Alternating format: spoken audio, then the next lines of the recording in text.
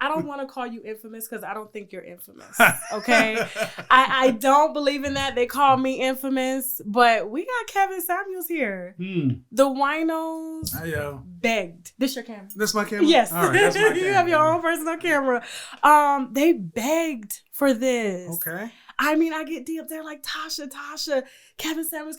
And I remember, like, I watched you years ago. Mm-hmm. This is before you got, like, really big.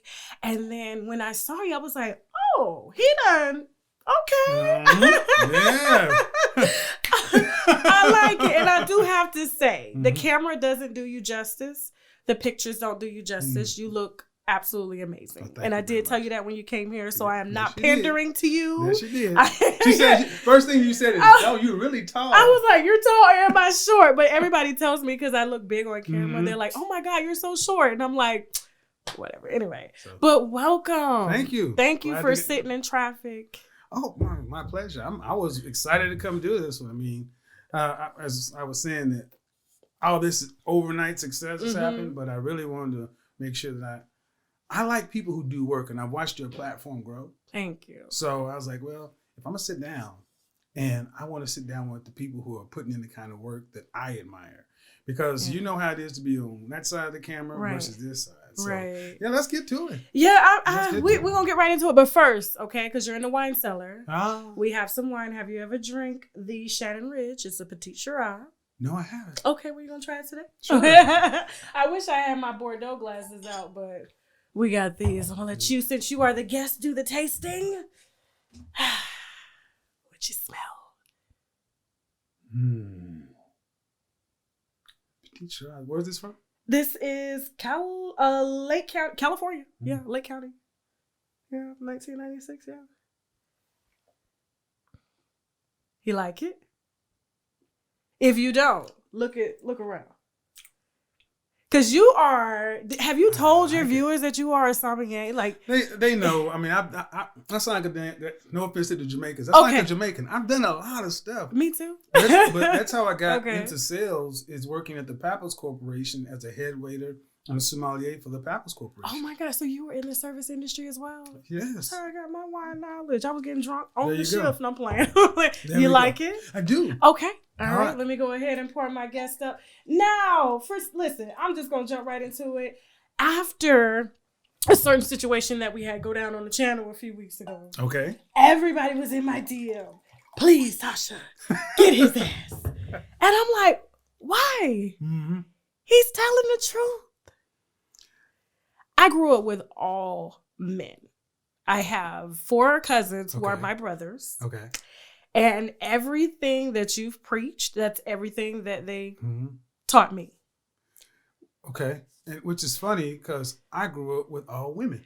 Really? My mother, her 2 sisters had no children, and my grandmother. My father has 11, 13 of us. I really don't know how many kids my father has. Let me get close to the mic. So growing up in the 70s, I heard the women's point of view. Over and over and over and over again. And so I've talked to men for the most part of my career, but growing up with women, hearing how women talk when they smoking and drinking and playing Al Green and chicken is fried, I'm like, well, you get the truth behind the scenes. And the way men and women think are really different. And I think the stuff that I'm saying is the stuff that guys are like, they said in the barbershop, on the basketball court. But it used to be okay to say it, but we went to sleep and woke up and now we got this cancel culture. And the bottom line is this. We pay the price when we're not together as a group.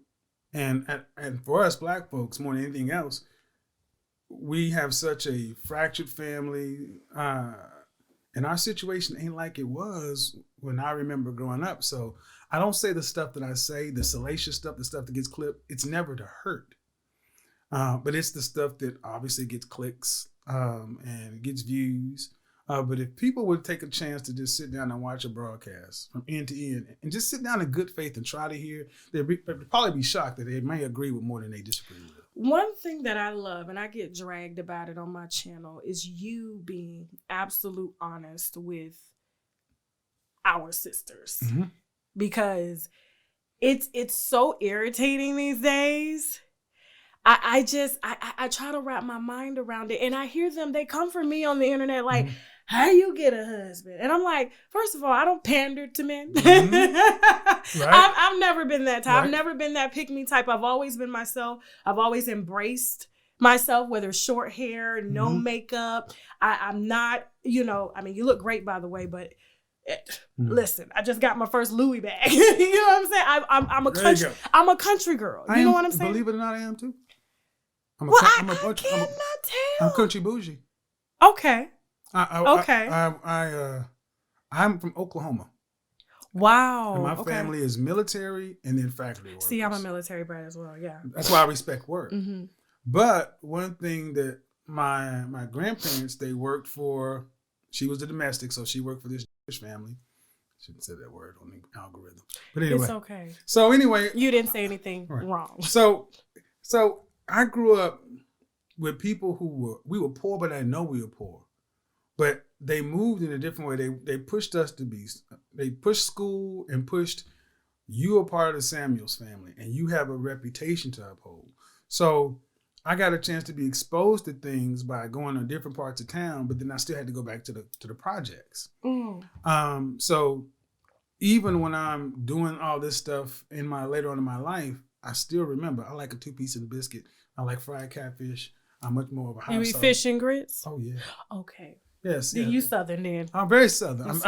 And the thing is, I say country bougie. I like all that stuff, but if I don't have it, it didn't define me. But I do like it. So I don't ever try to get too full and say, well, you got to be this way. I don't expect people to be like me. I expect folks to be the best version of themselves and then let life come to you. So, but yeah, most people really don't watch it. They watch what the clips, which is, it's clips. It amazes me, not to say I'm never trying to discourage women from coming on your platform, but the ones that do. And it's like, girl, what are you doing? Why are you setting yourself up? Like, and you always find an angle and you are very respectful until I guess something gets said and they don't like it. And of course it's your show. And listen, my hands always go down to people who can handle viewers. Yeah. I can't do it. I can't do it. And I won't do it. They're like, Tasha, can you please do a call-in show? No, because I'm going to cuss y'all ass out. It's a wrap. So my hands go down. But I remember the first time like you actually went like super viral was you telling the girl that she's an average 5. Now, I remember, I believe it was the Discovery Channel. They did a documentary on, I don't know if you remember it. I can't remember the name. I was trying to find it for the show. But they actually did like a dating pool. Like, and Ricky Lake did something similar back in the day. Like a woman, she said, hey, I want to meet a dentist. I want to meet a man with some money. And they said, well, first of all, you have to be around men with money. You can't just say, oh, I'm in the projects. I want a guy with money. Well, the only guys in the projects with money sell dope. There you go. Okay, so that's what you're going to be exposed to. And so as you move up in life, as you mature, okay, there are certain circles that you want to get in and you have to act apart. Right. And so I mean, as hard as it is, and I know it's embarrassing, and I know a lot of women, they get embarrassed because they're out. Your platform's big. Yeah. It's huge. And congratulations on that. Thank you. I know the haters can say what they want to say, but you sitting there. Right. You built that. Right. So, going live, you're consistent, you're disciplined. But I mean, I think it's absolutely refreshing to see someone, and this is the reason why you've grown so much, tell the absolute truth. Can I share something with you? Absolutely. So that infamous call, which is infamous by no stretch of the imagination for several things, but I woke up because I had another woman that I talked to on Instagram, and we were doing this whole you kind of overvaluing yourself kind of thing. And I found this was at the bottom of one of my comment section, and the woman basically said, I'm 33 and I got a 10-year-old son, and me and my ex have been separated for 7 years, but watching your platform and videos religiously made me realize some things that I can be doing better. And now me and my husband are working on getting back together. Oh, wow. And see, that's the stuff that people don't see in the clip. They'll see that, oh, you're trying to say this to make her feel this way. No. And it didn't start off that way, honestly. Mm-hmm. It got down to that path. No, I saw the entire clip and I was agitated for you. Well, and the thing is... Because I was like, girl, click up. What are you doing? Well, and the thing is, it's like, it's okay to want what you want, but we're not entitled to anything. And if you're demanding something more than you are, that's fine. But the people who want that have something too. It didn't get to be contentious. But see, what happens more than often than anything else is starting a conversation, because for the longest time, men haven't felt free to say anything because they'll get shouted down, cussed out, canceled. I mean, needless to say, after that clip, that's when all the heat really started, because they're like, oh, who is this to say that, such and so forth. Well, people, I mean, they took that clip and they were angry. I must admit, when I first saw it, I was like, damn.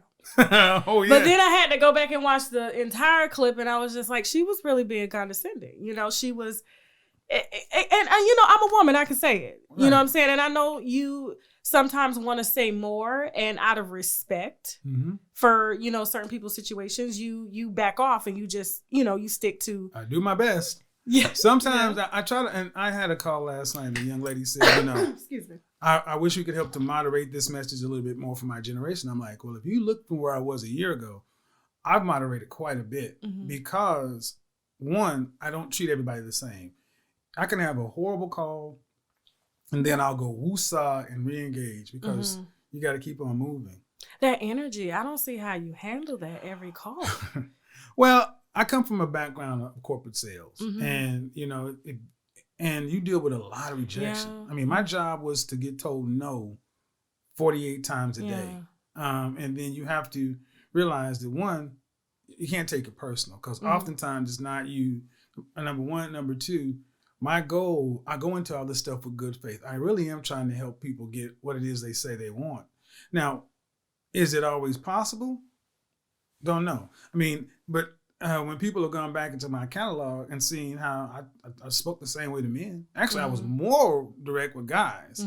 It's just that we're not accustomed to seeing. We're accustomed to seeing you do no wrong, think like a woman, think like a man, act like a lady. We're not accustomed to any kind of pushback in our community, and that may make people feel good. But I'm looking at the outcomes, both my male clients and my female clients. I have women who are like, I want to get married, I want to have a husband, and this and that. And I'm like, all right, but you're all looking for the same handful of men, and you overlook guys who are over here because you feel like you're up here.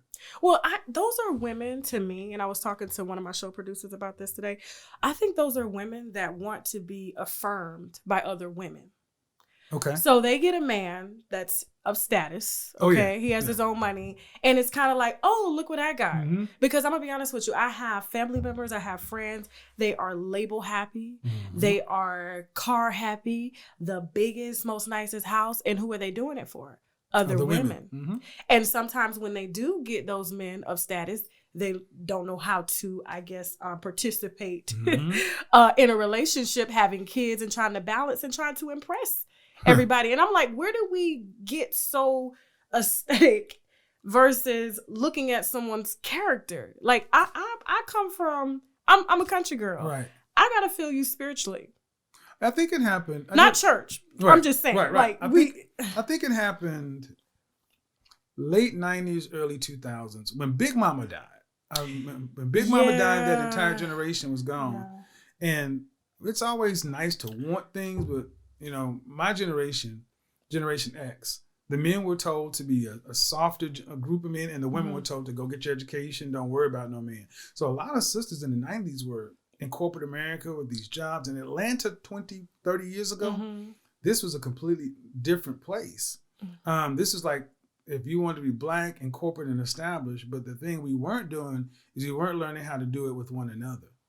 It was very competitive, and it was kind of like the, what do you call it? The house versus the field. Well, and the thing is, companies realized that they threw, when black men and black women were in the same corporations, they got they put us into competition with one another. And this is why I say I don't fault our generation, because we were given half information. Mm-hmm. So in our generation, men and women were literally pitted against one another. I see the outcomes of all that, because every other group can have their different classes, their country, their this or that, but everybody else can seem to link up. We just can't seem to link up longer than short term.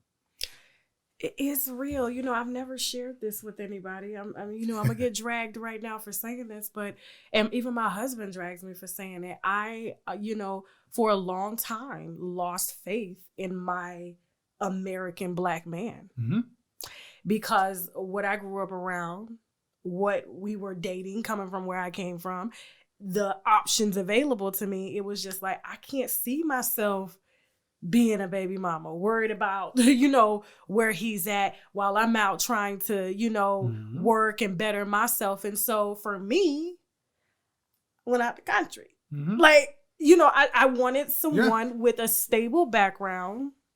You know what I'm saying? And I think sometimes with our Black women, they follow trends. Yes. we Black folks are some of the most media susceptible on the planet. I was just talking about this today. Like, you can see one person with a pair of Jordans, everybody will go buy the same Jordan. 1954, Time Life made a video. It's still on YouTube. How to Sell to the Negro. Oh. Audience, go watch it. And they talked about the psychology of Black folks to the new emerging class. And it was really a pitch for Ebony Magazine. This is how they wanted to sell to us. We're a consumer class. So, and this is why I say that as much as people watch me now, I hold men to a high standard, because, like it or not, we failed. We failed in the sense of this. One, we have failed to control our image. Meaning, there's a lot of stuff against all of us. But I can give Black women credit for one thing. Black women will advocate for their image. Black men have, and because men in general, we're not the more social of the crew. We just kind of like a lot of men in the late 80s, early 90s. Mm-hmm. They were going to corporate America doing whatever. But then when Cops and America's Most Wanted and stuff was all over TV, it was like, well, that ain't me. Right. But yeah, it is, because it's a part of our ethnic image. It tainted the way people looked at Black men as a whole. It did. And I was a little girl. Mm-hmm. Being tainted. Yes. Until I got older and got mature and was like, that was really fucked up. So this is why for the first years I said, look, man, like it or not, you got to understand that we are the most media susceptible people in this country. We never had a chance to be separated from anybody from chattel slavery. We got a lot of issues as a people, but no matter how jacked up the dating situation may be, men still have to do their part to be competitive. And here's one thing: in the last 20 or 30 years, Black men have taken on more of the challenge, to where 51% have made themselves single and childless, and 64% in the middle class. That's a big change from 20 or 30 years ago. But the problem is the media message hasn't changed. Yeah. And it's not women's responsibility to change the media message. It's our responsibility to change the media message as Black men. That's why I'm one of the biggest champions for media, Black male media run by Black men for Black men, because we have to rehab our image in our eyes, in your eyes, in the world's eyes, because, like it or not, ain't nobody coming to save us. And as far as we're separated over here and over there and warm between one another, we keep funding the economy and keep spending our dollars. So, like, people got paid on Friday, can be broke by midnight. That's our community. And I don't fault women for losing faith, because I listen to my mother and her sisters. And you want to know, Friday, Saturday night, the Ripple, you needed a cigarettes. He ain't shit. He down there fucking with you. I'm just telling you, I know this shit. It just woman come knocking on your door, coming with I got stories. Yeah. So I get a lot of pushback saying, well, you do this, you do that. I'm like, I understand. But the problem is, at the end of the day, we got to end up realizing Black men are where we are, Black women are where we are. How can we get the majority of us to sit down at the table in good faith and say, okay, how can we work this out? How can we, and it's going to take us having a conversation one-to-one. And I think my show, if anything, it's really just, all I do, Tasha, is sit down every night and just talk to people. Could you bring together a round table? Have you thought about expanding and doing that? Mm-hmm. I've actually and actually let them converse, and then you step away and just facilitate and let people see exactly what it is that you're saying. I mentioned in the format I'm moving towards in my show where I do a monologue. There's going to be an interview segment. Then a piece called Middle Ground, to where I want to have people, men and women, come and sit and talk, whether in studio or virtual, and then I kind of moderate the discussion. Okay. Because, I don't need I may have to cut this part out of the interview because I don't want nobody taking your idea. Well, I mentioned it on my show before. Oh, you have? Okay. I just want to make sure because I'm going to tell you, the concepts of my show have wound up on linear. Well, so... Here's the thing. And as one sister to a brother. Yeah. I'm putting you up on game. They will steal. They do it. So let's put the wine down for a second because at times like this, we need to take a shot of the olive leaf extract because the olive leaf boosts our immune system and has been known to reverse high blood pressure, lupus, diabetes, and certain cancers. Check them out at myoliveleaf.biz to learn more and to order, or simply click the link below in the description box. Now back to the wine. AdamandEve.com. I'm talking toys, bondage, lingerie, and so much more. Plus, they have 24/7 customer service, so you can order at 3 a.m. if you ain't coming, if you get me, okay? And if something isn't working out, you can send it back within 90 days, no hassle. And if that's not enough, you can also take pleasure in knowing that 20% of their profits goes to help fight the spread of HIV around the world. So go on ahead and log on to AdamandEve.com. Use the code Tasha for 50% off one item plus free shipping in the US and Canada. Some exclusions apply now, but hurry up and visit AdamandEve.com so they can make you come. But ultimately, it's about expanding the conversation past me. It's getting to us.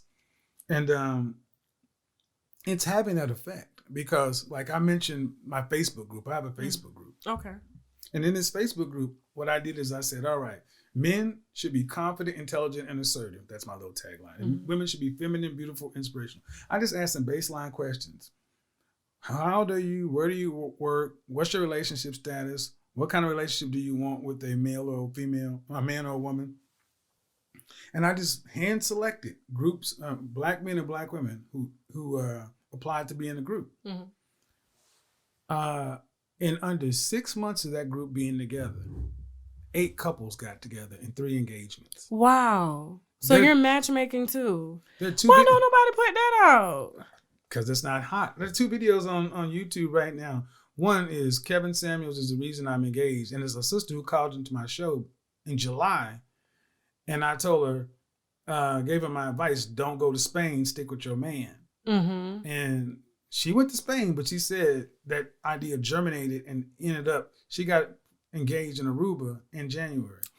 Then there's a brother, a high-profile attorney down in Dallas, brother Dennis Burton. Shout out Dennis. Brother is an 8-figure brother.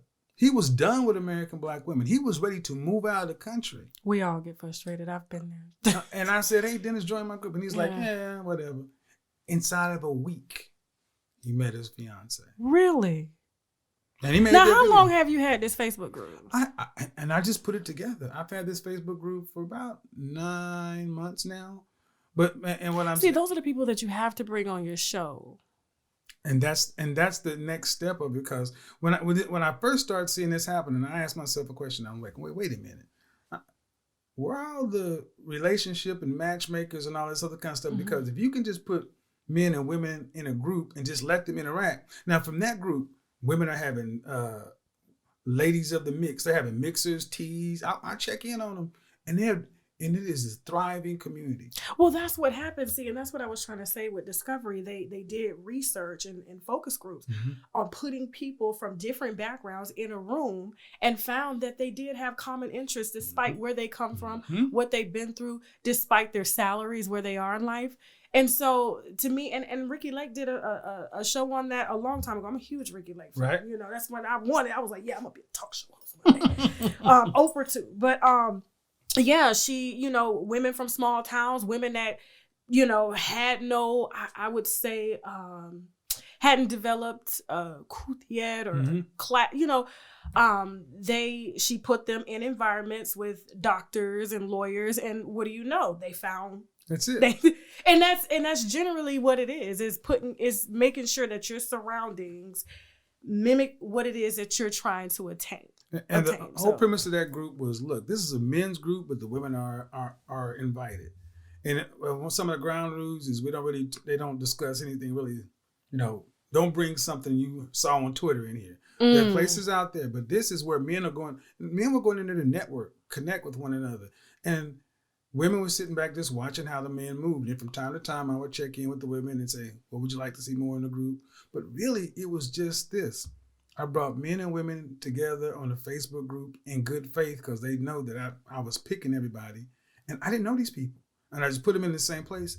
And nature took its course. I'm like, well, wait a minute. If that can happen in this group, now understand, none of these people lived in the same city. One brother was in Atlanta.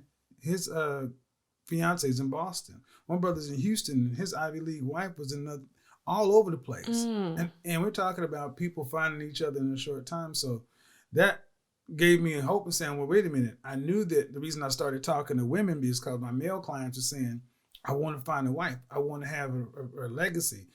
Where are all the women? We need a more good faith way to have the men and the women who want the same kind of things just be able to sit down in good faith and have the conversation and let nature take its course. And I think that's what the show has done more than anything else. It's allowed for us to have conversations. What's the name of this Facebook group? It's called The Mix. Okay. It's called The Mix. Okay. Let me hop in there. I ain't looking for nobody. And see, and I don't want them with no rumors on it. And the funny thing is, when I did it, they were like, you should start a matchmaking agency. Yeah. And I'm like, well. They do. That's heavy out here in Atlanta. And the thing is, what it really showed me is that as bad as the media message we've been getting as Black folks, we're not that. We're no different than anybody else. Men need to feel this way, women need to feel that way. And if you get those basic things, people can tend to get together.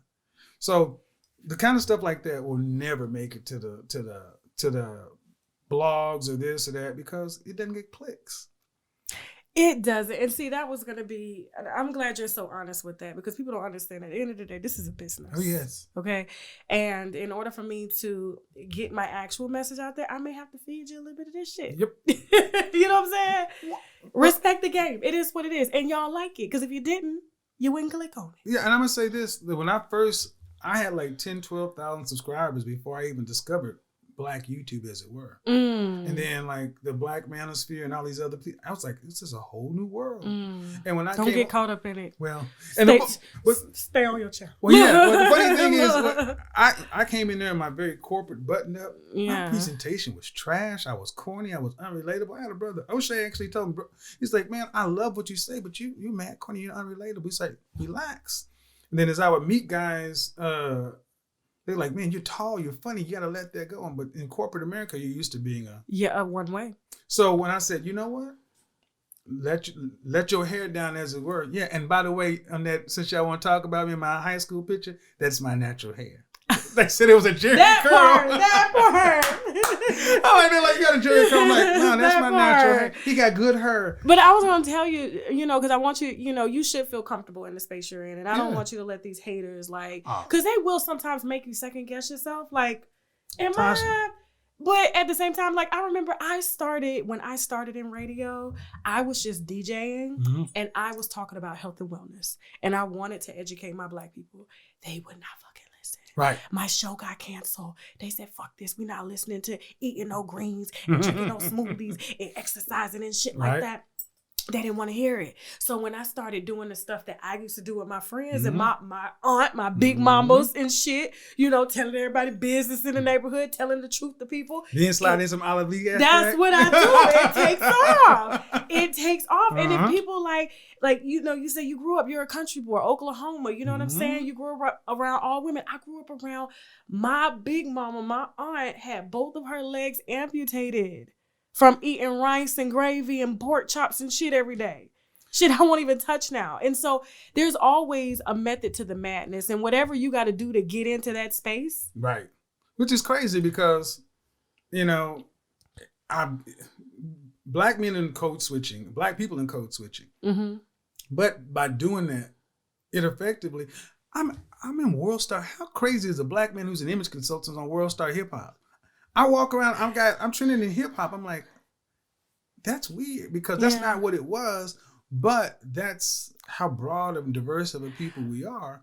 But it works to get the message out. Black people put entertainment moguls on. We are the gatekeepers. And so if you can pass with us, off you go to mainstream. There you go. And see, my thing was, I was like, all right, well, I knew I wasn't going back to corporate America. And I knew that what I was saying ultimately was to help men get what they want, which was they wanted women. Mm-hmm. So it's like, all right, well. They better. Well, you know what I mean? They were wanting to get married and kids. And it's funny. It's like, all right. So mix a little bit of entertainment in this. And it's no different than I've been in my entire life. So it's like, it works. And it's funny that that's what draws more people in there. Like, man, you're funny, you're hilarious. And I'm like, it's an ability, but it's still the same message. Well, I can't forget who said this, but you know, our people, they want to laugh. Oh, yeah. They want to drink. They want to have a good time. This wine shit, I mean, I love wine, but I ain't drinking wine every day. Mm-hmm. You know what I'm saying? Mm-hmm. It's only when I got a show because I'm watching my health. But for you, it's like, I see all of the negative, and the reason I didn't take a hold to that is because I know what it's like for somebody to take a piece of your show and make it all about, I mean, they will formulate their own opinions, groups, coalitions. My God. On Republican parties. You know what I'm saying? Like Clubhouse, trying to. Yes. So I know exactly what it is. And that's why I extend grace to all of the creators, because at the end of the day, we are creators. Yeah. You have an audience. If you did not have an audience, you wouldn't have an audience. Well, I've seen, you know, like I said, I watched people before I blew up. Mm-hmm. And I studied YouTube from the advertising side because I came from the advertising and sales side. So I knew this is part of the game, but then black media is different because if you don't think you're gonna be exposed or doxxed or whatever, you ain't paying attention. And if you're not ready for that, because that's just the current state. Hopefully, it won't be the future state, but that's the current state. You have to have a really thick skin and let a lot of stuff grow off. People been calling me gay since ever.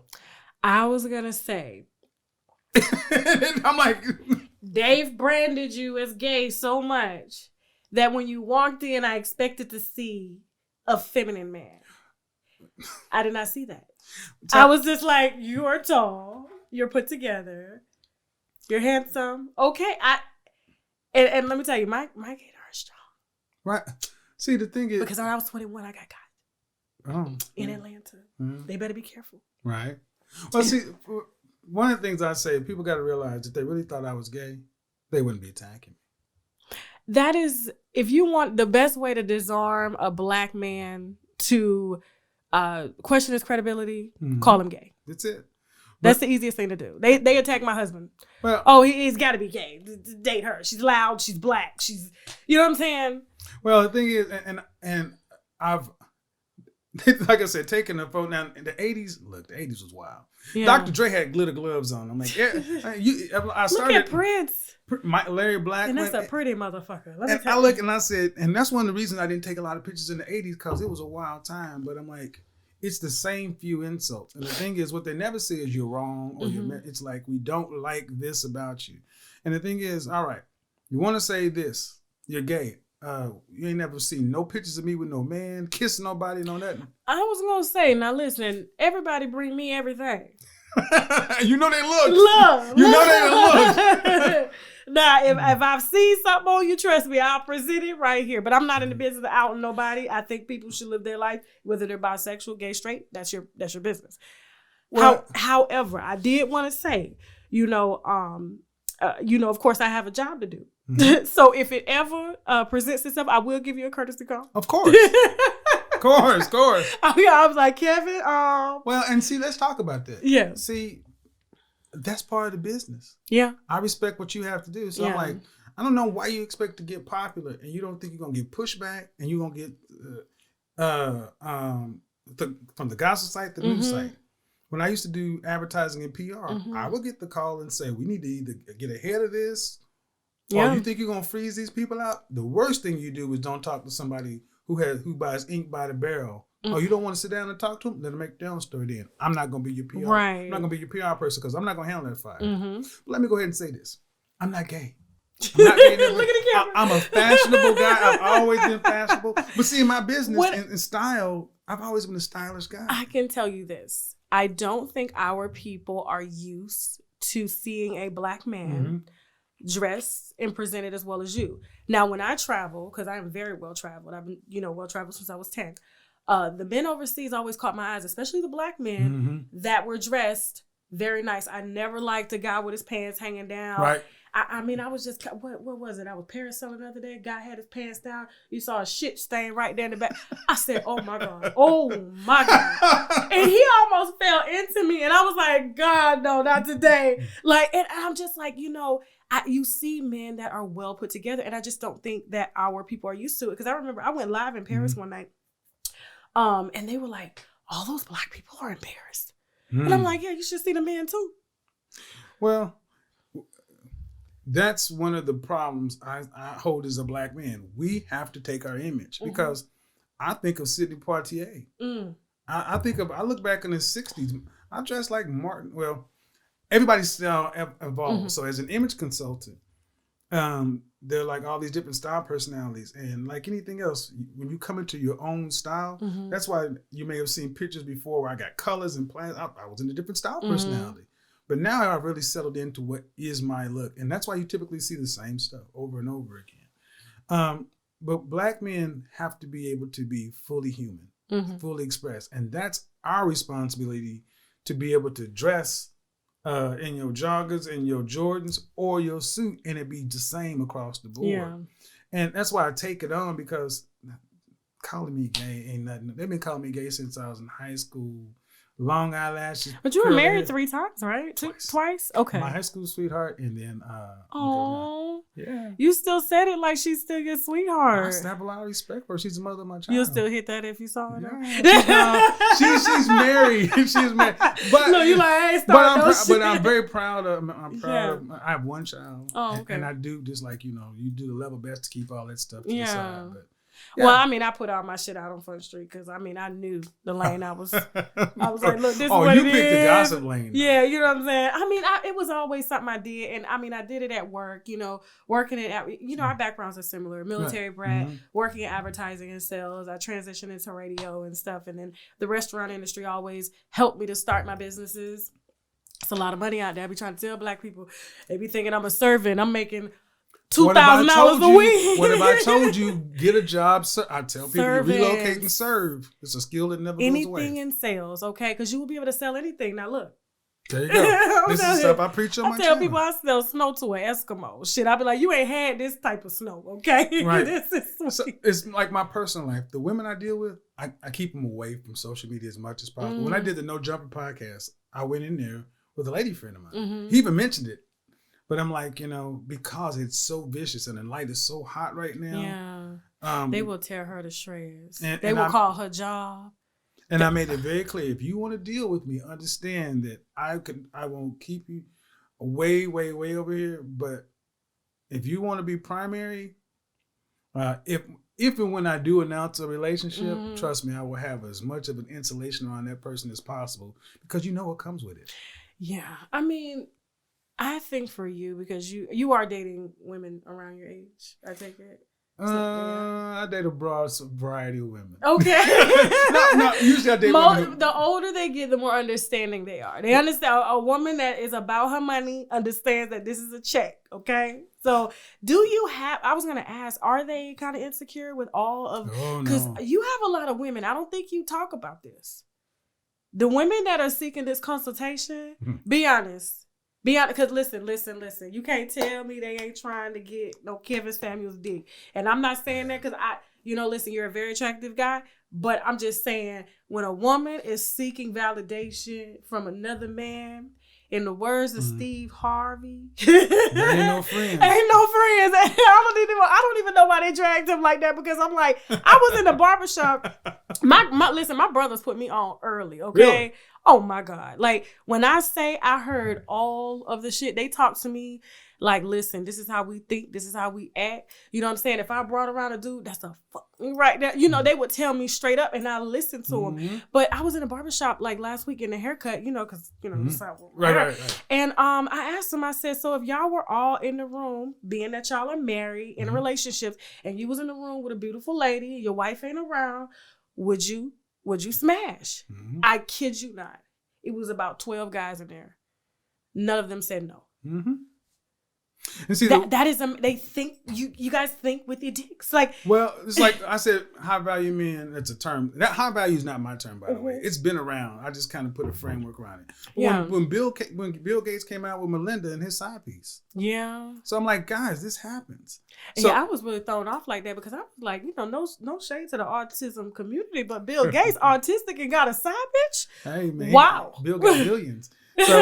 So like the women I deal with, first of all, they watch my show, so they know what I say, and I say what I think. Did you meet some of them watching your show? Okay. Well. So you got a few that you, and they okay with that? Okay. Well, Listen, I saw a reality show. It was a Kenyan man. He had like 6 wives. And it was the most beautiful shit I had ever seen. My husband comes from, you know, he's Muslim. His dad got 3 wives. You know what I'm saying? He doesn't, you know, he's not interested in a lifestyle like that. That was something we talked about very early before we, you know, got serious. But I've seen women coexist. And I see it now with my you know, mother-in-law, with my aunts, you know. And it works. Like, they're like sisters. And they have each other's babies. And they all cook. Right. And they go. It's like, for me, when I decide, I've never cheated. You mark it down, write it. I've never cheated. Never. Ever. Your high school sweetheart? Never. Emotionally cheated? Of course. Emotionally cheated. I like beautiful women. Okay. I'm a flirt. Okay. But I've had women, I mean, I've told the story, they know, to where a woman was like, I want you even more because you don't. But when I'm with you, I'm with you. But I understand maybe that's going to be different now because that's one thing when you just... where you are now, women are everywhere. So any woman I deal with, the question about, I have to be with a secure woman because I get a lot of attention. And then there are women who are wanting to book consults, such and so forth, but I don't shit where I eat. If you book a session, we're going to talk business. I was going to tell you that because in the creator, I bring up even Storm. I'm like, you fuck the subscribers, you're done. I just did a video talking about dick discipline. I don't play. I don't play with my money, Tasha. That's good. So that's why I said, when I say something like that on camera, I know you pull up, go get all the damn receipts you want. I ain't never cheated on nobody because that's stupid. Yeah. And if I'm going to be with somebody, and if there's going to be any outside stuff, we better have a conversation first. But that's just not been my thing. Now, going forward, when I decide to get into a one-on-one committed relationship with one person, there's a lot of forethought and planning because all this stuff that surrounds us is a thing to deal with. And it's going to be hard. I feel for the men in the space that you're in, whether it's being a public figure or whatever, because, I mean, don't get me wrong, like, as a woman, my DM is full of, like, dick pics. that shit don't turn me on. I'm not, you know, women, I don't understand why men don't, you know, think about that. Like, that's not what attracts me. But for y'all open up your DMs. What's the worst, okay, not the worst picture, what's the most shocking DM you've gotten thus far? Oh. Well, the latest one is from somebody who has a blue check mark on Instagram. Basically asking me to treat her like my slut. Beat me, whip me, spank me, be my daddy. Oh my God. And I'm like, what's the initials? I'm like, you got a check mark like that? My gosh. So here's the funny thing. It's like, listen, to all the men out here, listen, watch your women, the women that are mostly talking shit about him. That's like, you call me gay, leave your girl around me, see what happens. Listen, I'm old school. Like, my mama told me, look, my big mama, my mama, they said, listen, the first thing a man point out on a woman, that's the first thing he'll fuck. And it's vice versa with women. When a woman points out, oh, he look like, that'd be the first bitch to spread her legs. So like, to deal with a man with a high profile, you know, that's going to be a woman who basically you have to be a political wife because there's a certain amount of stuff that you're going to have to just understand that I got to go do what I got to do. So let's say I do have a girlfriend or a wife in the future. And there are people who want to, I love to watch the show. I got to go take a picture or do this or do that. And if you're insecure, I can't be with an insecure woman because I can't be arguing with you all the night. Did you do this, do that? I got work to do. Yeah, and I mean, don't get me wrong. I know most celebrity men, you know, they are very free. But you better have some discipline with your freedom. Yeah, most of them, I mean, they got the kind of money where they don't have to. See, they don't have to. It's like, you tripping, I can go over here. My thing is like when Bill came out, that was gangster. They came out with the statement saying, this is how we've been rolling. Y'all ain't even known about it. I was like, that's what I'm talking about. See, if you're going to do that, don't mess up with the brand. First off, I say if you're going to do that, no outside kids, no diseases, don't embarrass your woman, and don't mess with the brand. And if you're dealing with somebody, and you better get that understood up front, and it's best to get your woman's approval. And if not, you better realize that you got more on the line than just a good time.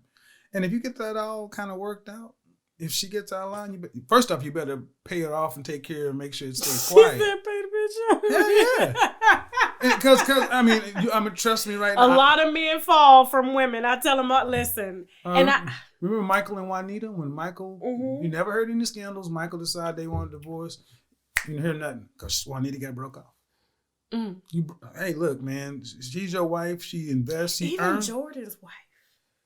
She came out afterwards, though, didn't she? Yeah, I mean, it still wasn't juicy enough. Right. You know, she had that shut the fuck up money. You know what I'm saying? Like, and that's smart because he got that brand. I'm like, look, and that's how I think in order to make money and have wealth and do the things we need to do, we got to start moving with a little bit more discipline. We don't have to be holier than now, but if you're going to do these kind of things, make it to where it don't hurt you as much as it can be. And let's just say it does come out. Let's say you got a mistress on the side and you got to shut the fuck up money. You better make a phone call and say, hey, look, Tasha, I got some news to tell you.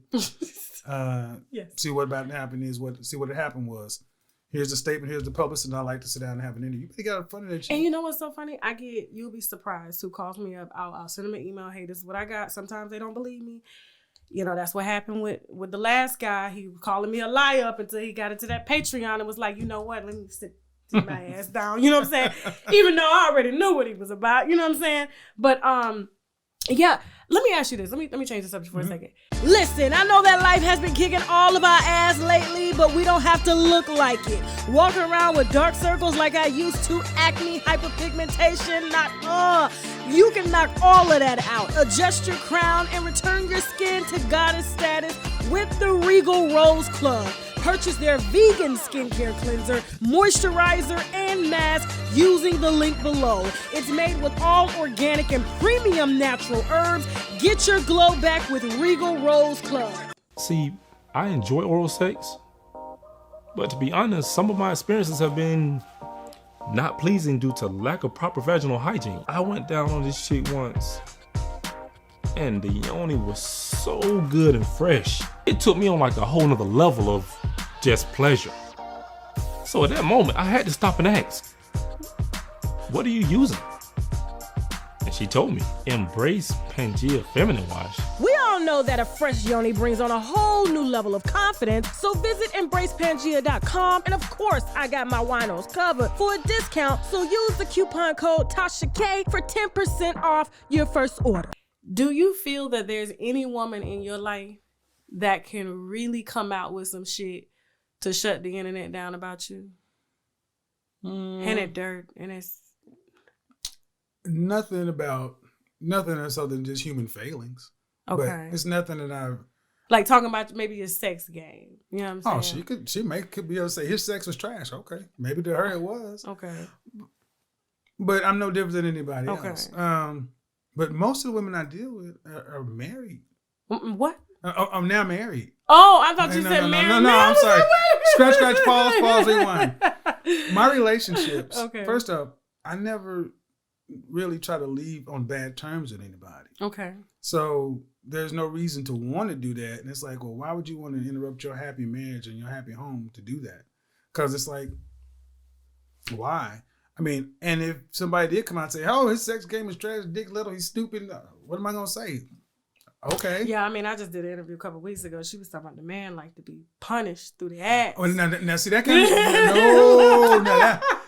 now, and see. So you ain't got no type of fantasies. Let me go ahead and answer that question. See, I've had women asked to do that kind of shit before, but I don't roll like that. I don't even like to get we'll ask you that to test you to see if you like that shit. So to tell us, I appreciate so they actually doing you a favor. You know what I'm saying? So there will be no, I paid Kevin and this and that. No, ain't nothing. If you do, we're gonna hook you up to a polygraph. Cause no. No, I don't even like a doctor touch me there. So that's why I like when they call you gay. I'm like, y'all don't understand. I love beautiful women. Yeah. But I let it go. It's because I think that you keep your private life private. You know what I'm saying?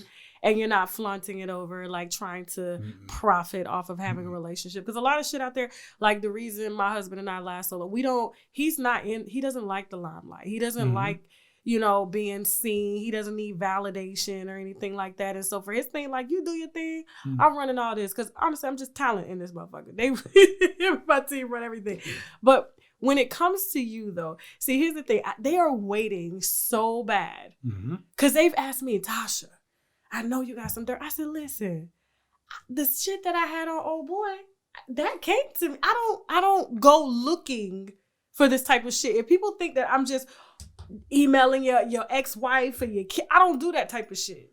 See, with me, I've never really lived a life to where I've done anything to somebody that should want to come back.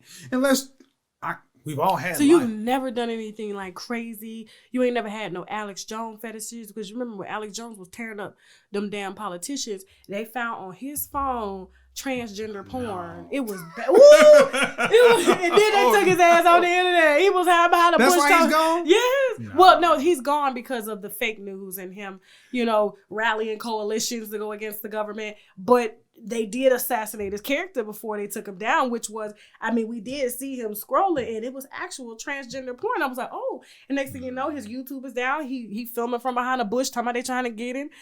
Well, and see, that's why I never try to hold myself out as being any better than anybody else. Okay. I never try to say, be like me. Yeah. I've said, I've messed up. I make mistakes all the time. I ain't perfect. I don't try to hold myself out as anything other than a guy just giving his opinion. Mm-hmm. So, but I know that there's a lot of folks who are like, we just got to find something. And I'm like, why do we have to do that? You're in the limelight. You're subject to everything that a politician. And that's what it's going to be. Yeah. So I take it with a grain of salt because, I'm hot right now, and it's always like, well, let's go try to find this thing. It's like, all right, well, maybe I'm just what I say I am. I'm a guy who works a lot and just has an opinion. Most people who do have opinions and don't try. See, the thing about you're personable. Mm-hmm. You know what I'm saying? You do share a lot of what you've gone through. But when it comes to other influencers that are trying to be in a real lane like you, and they're not showing their wife. Right. You understand? I ain't saying no names for a reason, you know what I'm saying? And they're purposely telling everybody this is what they need to know without people asking. Those are the people that you need to watch. But somebody that's upfront telling you, like, look, you can go to Oklahoma. You can ask people about me. I'm from this place, has nothing to hide. And I think the mere fact that you actually have the audacity to have an opinion and stand behind it is something that is just so catastrophic to the internet these days that they're just looking, cancel. Well, look, I came in. They can't cancel me. I told them. Well, cancel your mama, cancel your debit card. You can't cancel me. I watched it. And see, the thing is, I'm like, when I came on here, I said, this is my name. Mm-hmm. This is where I'm from. And I know my relationship history, so you're going to have to. I heard that they're gonna bring out his ex-girlfriend and this, and I'm was like, that your ex-girlfriend talking or ex-wife? It was very, very vague. See the thing, and I want to keep this because I know nobody give me they're trying to find why are they pushing this hard though? Because what am I really saying other than the stuff that you know is true and not? That's why I do my show the way I do. I just sit down and I talk to people. I ain't finding nobody. I ain't going on nobody's Instagram pages. People call into the show and we just have conversations, real time, unedited. So do you feel, because I think what gets lost, and I'm just speaking from someone that like I try to get a chance to watch her show as much as I can. You know, I'm busy. Yeah, but when I listen to the viewers or the patrons, it's more so, how can I put it? Oh, he's perfect. Oh, no. And I'm like, not that. My thing is, you know, I've told one of my producers this. She says, "Oh, I want a man with money." And I told her straight up, I said, why do you want a man with money? Do you not want a man that's like honest? Do you not want a man that's like, you know, I'm not saying spiritual like a Christian, but spiritually connects with you, that understands with you, a man that wants to travel, a man that wants to, you know, rub your feet, but you want a man with money. And so I told her straight up, I said, men with money that know that women want them for their money, they want your pussy. It's an even exchange. That's it. And so you can't be like, oh my God, like, how dare you ask for what he's worked for? And you're bringing nothing to the table. So if you're bringing nothing to the table, especially if you don't understand what it's like to have money, to have success, to know what it's like it's all on me, it can fail. Like, no, this is all you have to offer me, and vice versa for me. If I'm 40 and single, and I see, you know, a guy like, you know, I ain't gonna do no Keisha Cole now. I ain't finna have no baby by him. You know what I'm saying? Right. But they may be young. They may be a little, you know, faster in certain things than, you know, older men are. Of course, but I'm not finna make it into something that it's not. But it is what it is. Well, and I think that being that direct, like when I did that show about men cheating, I'm like, this is what it is. Oh, these is cheap. Well, I think, and I said that's what it is. So a couple of things, two things I want to make sure I focus on. One, you mentioned about expanding the conversation, having a forum. Yeah, because it ain't all about me. This is not come to Kevin and worship me. I really want a conversation to get started to have better outcomes for men and women. I can so see you doing that. So, you know, and I think when people, because like I did a show last night on Instagram, and it was probably one of the least confrontational shows, 3 different conversations. And even women who normally say, I normally can't stand you, but I saw a completely different side. And they did that to me first. So, you know, when you start to see the other part of it, number one, number two, I purposely not overly tried to monetize this. You don't see me selling any courses, any books, any shirts, I just sit down and do my show. You should. Well, I will. You got a whole platform to monetize as many ways as you want. And that's the thing. Get your motherfucking money. But I also know our audience too, because, you know, we're so used to somebody coming in and just trying to over and just do it too quick. I'm like, look. I was nervous about that. Well, now I come from the sales side. I got no problem. I make it real clear. But you don't want the audience to think. Well, see, the thing is, I know the easy thing for folks to think is he just a new wave preacher. He coming in and he gonna try to hit my this, give me that, buy this, buy that, buy this book, buy this course, such and so forth. No, number one, I'm here for this reason. Number two, I'm going to do the work. And 3, when I do decide to monetize in like whatever the things that's going, I'll have credibility with the market to say, you know what? He should make his money because he's doing the work. And if you want to buy it or whatever, it's not great what you quit. Listen, you've worked your whole life to get to the space that you're in. I'm going to be honest with you. There's going to be probably about 90% of your audience that's going to root you on to say, we would love to support you. I see how they cash app you. I don't encourage cash apps at all. Right. I say, please, YouTube takes the lights. You know what I'm saying? Just. But I mean, I see how they support you, and they won't mind funneling that into a book, something that's going to educate them and empower them. Your own suit line, you know, eyeglass line. Like, there's so many ways that you can go with this, and I don't worry about what foot they're going to. Trust me, I'm not worried about that. I want. Thing is, I didn't go looking for this, but it's something it's not being done right now, and I want to do it right. Why don't you counsel men anymore? I do. I don't. You mean when I don't talk to men on the show? Yeah, I do. But when I talk to men, we need on the show. There's a show coming up next week for men. But I have them on probably like once every 6 weeks because I did it for 3 years. And it didn't click. Well, no, I had this has only started since YouTube had live streaming and Google Hangouts.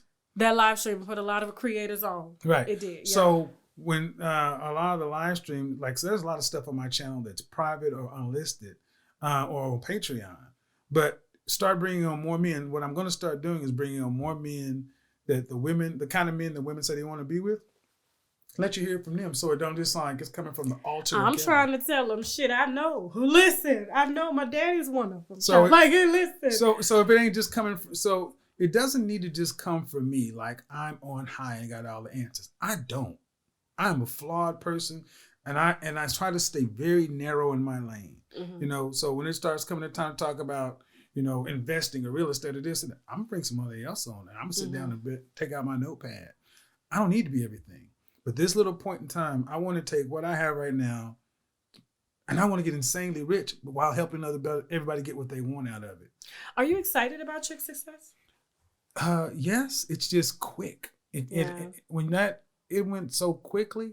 When I started YouTube, I said, all right, in my sector, the men's style sector, there are guys with 5, 6, 7 million subscribers and all these different lines of business. What would I do if I had that many subscribers?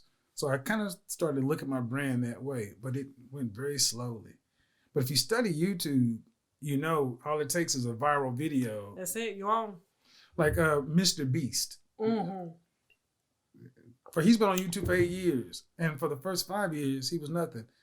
Last year, he made $97.8 million. $1 billion business, giving away Teslas and everything else like that. And I'm like, okay. But those are sponsorship deals and this and that. So that's the next step for creators to get on to that level to where how you open the door, can you make an economy and a company behind you to employ folks to where we start understanding that we can do what we want to do if we're willing to put the work in. So, yeah. I mean, people don't understand. It's a lot of sleepless nights. You know what I'm saying? Like, I ain't afraid to admit there's Sundays I did shows, no showers, because I was this is when I was by myself. Like, my husband was out working. Mm-hmm. I had my kid at home. I had quit my job, and I said, I'm going to make this shit work. Mm-hmm. And I did not sleep. I was obsessed, and I was really, really driving. But now I have people to help me do that so that I'm not getting high blood pressure or going off on motherfuckers on the internet. You know what I'm saying? Like, the fuck you say about my work? Right. You know what I'm saying? So, but, excuse me, I got a sinus drip.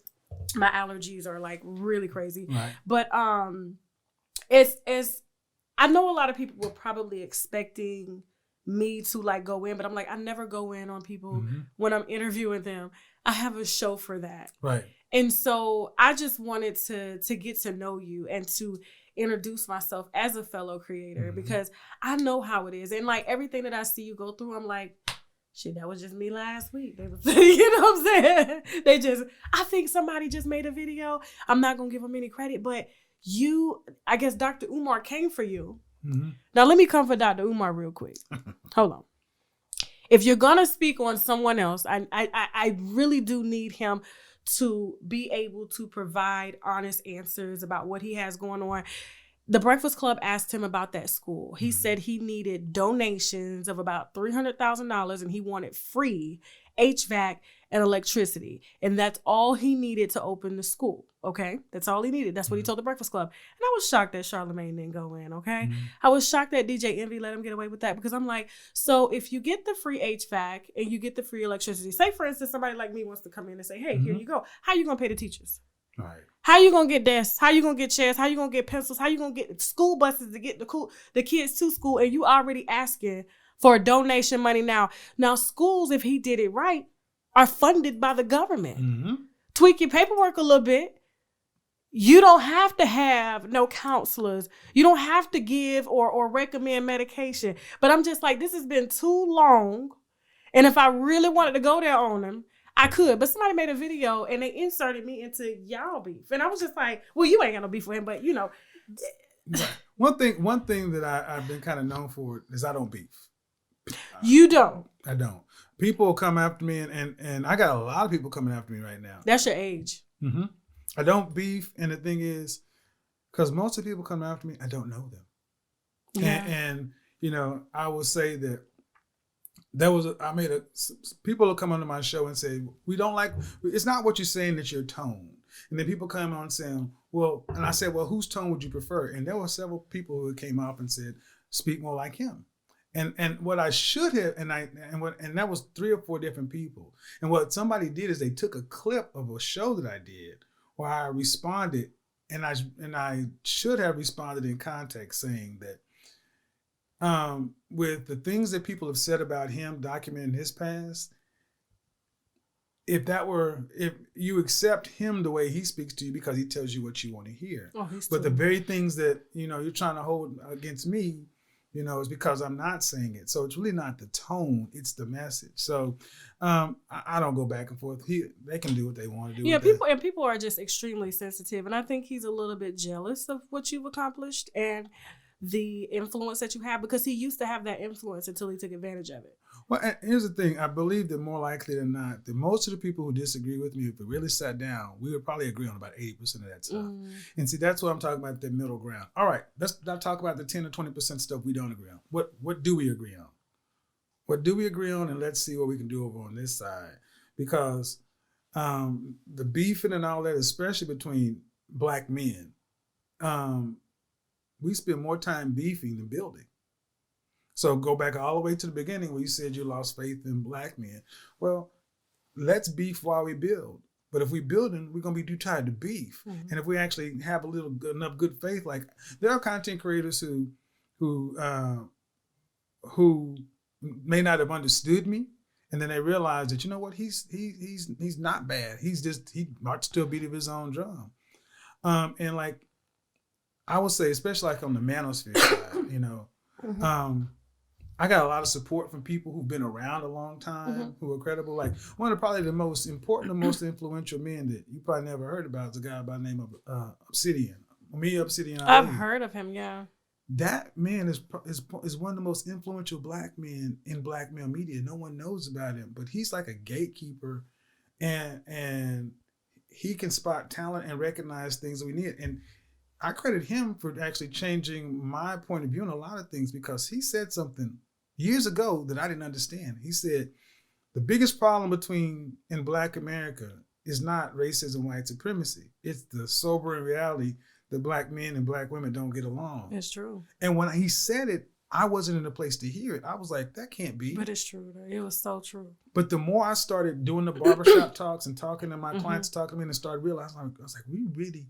Because all I had to pull from was my relationship experience. But the more I started talking to a larger and larger audience and start really listening, and it's like, well, we need to talk about this, because if we really can't sit around as men and women and even like each other enough to where you think smiling at a brother is offensive, and you think treating her decent enough to open the door for her makes you a simp, where we gonna go? So I get the beef, I get all that other stuff, but more than anything else, we're all got a business to run. And can we come to a middle ground? There's a room for all of us, because everybody else on YouTube can become millionaires on the verge of being billionaires. We can too, if we're willing to find a way to work together. And where we don't work together, just start each other's way. I was going to say, you have a very powerful niche. Mm. And I don't know if you know how powerful it is, because they're not, I can't really name any that look like us that are doing what it is that you're doing. And that's why you are being very welcomed into both mainstream as well as internet, digital media. And if you just continue to block out all of the bullshit, like you will be on linear television. You will. So because you're entertaining, you're very, how can I say it, charismatic. You know what I'm saying? Your energy is very pulling. You know what I'm saying? You don't feel overpowering. Like there's, people's energy to come in and you just, like Dr. Umar, it's like, wait, calm down. You know what I'm saying? You're not trying to be like overbearing. It's like, I'm just here. I'm just being me. And I really think that you are going to go exceptionally far, That's the plan, because... it is going to happen. So, and that'll be the door that other people can come through.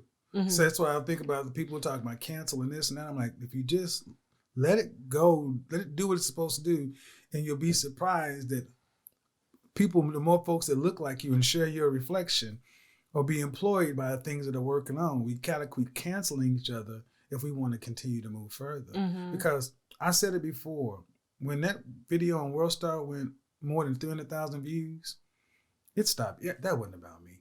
Most of this stuff ain't about me. It's about a moment in time and a conversation that we need to have in our community. I just happen to be the person that was sitting in their chair that took the phone call and facilitated. But I would never think that cult of personality is about. Don't need it to be that I way. mean, that particular clip, my thing is like, where did we as women get to a place where we had to state our status? Mm-hmm. I've been around millionaires, dope dealers. I have never had to say, this is what I do. Right. Well, Men don't give a fuck. Well, you grew up with a lot of men too. So. Yeah, when I tell you, you'll be surprised what stature of a man is fucking something down here that you feel is down here beneath you, because simply they're real. Mm-hmm. And so I know a lot of people say, oh, she's picking me, but I'm be honest, I've been married 15 years. Mm-hmm. Before then, I had other they could have led to marriage, but I was just like, I knew what was right for me. Right. And because both him and I are so honest with one another, I was going to tell you, he's like, listen, I'm a man. Mm-hmm. I don't put myself in situations to where we have issues. Like, there are men, like he has cousins, they go out, they look for situations. He's like, listen, I know I got a dick. I know it worked. Mm-hmm. But if I find myself in a situation, that's because I put myself there. Dick discipline. Right. Dick discipline. You need to do a series on that. And And it's vice versa for the woman. Women find themselves in a situation with a man that has a nice talk, that can talk. Mm-hmm. And that's how they grab us. That's why you have a big audience, because you know your level of conversation is above the everyday man. Right. And that's why you don't see a bunch of scandals about it. He's banging his subscribers and this and that. I'm like, you could probably talk your way out of the situation. Like, look, don't go to don't do that. You don't want to do that. I'm more like you need to sign this non-disclosure agreement. You take that check. Let me tell you something. I don't put nobody in my circle on NDAs. You know why? Right. I talk to so many people that say fucking NDA. Exactly. So my team, I'm like, yeah, go ahead. Do what you gotta do. But they what you got? NDAs don't hold up. If they don't fear the consequence. The thing It's so hard to sue somebody over an NDA. It's such bullshit. So you better make a decision. Is it worth it? Right. Is it worth it? And the thing is, if you know why you're doing what you're doing, be honest with folks. Mm-hmm. Anything else? And anybody I deal with, I'm like, this is it. So if you want to go, knock yourself out. Can we? I know you've talked about this before we wrap up, because I know we've been here for a while. I gotta go to plane to see my mom. Okay, but look, last question, and you gotta go. Okay, plastic surgery. Mm-hmm. It is so profound now that I mean, I have friends that have. I mean, they're getting their eyes done, their cheeks done. Do you talk to your subscribers about this? Do men actually like? No. Because I know my husband tell me all that. I don't want that shit. I don't. When I do this whole rating and evaluation, It's like, we like you in your natural state. Okay. Now you're seeing these waist trainers and these comically large butts, and most guys, especially talking about long-term girlfriend, wife, significant other, no. I never really see them married. No. The only person that got married, but she got her surgery after she got married, was Tiny. The men I know that don't, most men I know don't like that stuff because, and I think women kind of roundabout to what we said before, they're doing it for each other. Yeah. But that's the validation from, she looks good. Because I know when I put up my little body, they're like, your waist is too big. Bitch, I just had a baby and I ain't worried about my damn waist. Okay. Exactly. Yes, it ain't. And I ain't never met a man that was, but. Natural's best, lady. But no, thank you so much for coming out. I know you have to catch a flight. Mm-hmm. We're going to go ahead and get you an Uber and get you onto the airport. I do appreciate you for giving me the opportunity. Hopefully, when you are on linear television and you see me next door, there you go. You'll come on over. So I'm very proud of you. I don't know if you hear Shout out to the winos. Yes. I didn't see. I'm gonna go holler at Teddy in a minute. Yes. But I'm very proud of you. Thank you. And I don't know if you hear that enough from our people. And just keep being truthful and keep telling our sisters the truth. Lose them goddamn eyelashes, please. Lose them. The life looking like Snuffle Up. Lose all that shit and just be yourselves, okay? Right. So thank you so much. Thank you very much. Please tell everybody. I know most people know where to find you, but just in case those that are new to you, please tell them where they can find you. My channel is Kevin Samuels, my name. So if you just type it into the search engine, heck, if you just type it into Google right now, it'll probably pop up. But best version of yourself each and every day. Be you. He is so incredibly fucking cool, okay? I expected some condescending, hell no. feminine asshole, and he came in like, I use the bathroom, I gotta...